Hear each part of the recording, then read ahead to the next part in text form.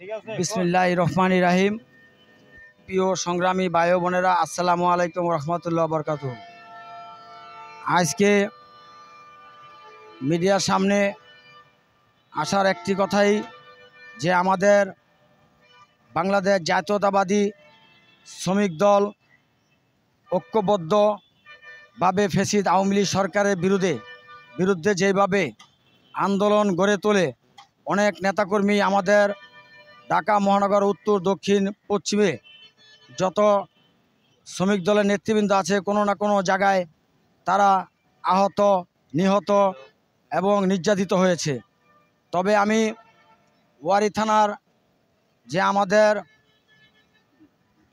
ঢাকা মহানগর দক্ষিণের সুমন ভূঁইয়া ভাই এবং বদরুজ্জামান সবুজ ভাইয়ের নেতৃত্বে যে আমাদের আহ্বায়ক কমিটি দেওয়া হয়েছে, তাদের ভিতরে অনেক নেতাকর্মী আছে যে যারা নির্যাতন নিপীড়ন সয়ে আজও পর্যন্ত লড়াই করে যাচ্ছে।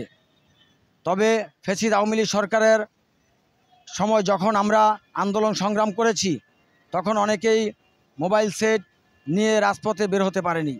তবে আমাদের ঢাকা মহানগরে যে সমস্ত শ্রমিক দলের নেতৃবৃন্দ আছে, অনেক যাদের মিডিয়া ছিল, তারা অনেক ঝুঁকিপূর্ণভাবে তারা মোবাইল নিয়ে বের হয়ে আমাদের এই ভিডিও ফুটেজগুলো তারা সংগ্রহ করে রেখেছেন।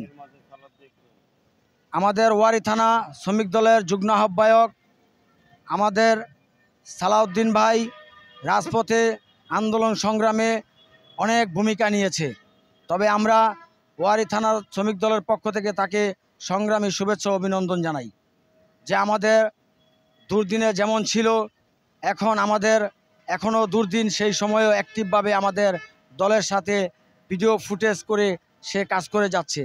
তবে আমাদের ওয়ারী থানা শ্রমিক দলের যুগ্ম আহ্বায়ক আমাদের সালাউদ্দিন ভাইয়ের এই ঢাকা টিভি নিউজ চ্যানেলটি আপনারা সবাই সাবস্ক্রাইব করবেন, তার সাথে থাকবেন এ বলে আমি আমার বক্তব্য শেষ করছি। আল্লাহ হাফেজ। বাংলাদেশ জিন্দাবাদ। বাংলাদেশ জাতীয়তাবাদী শ্রমিক দল জিন্দাবাদ।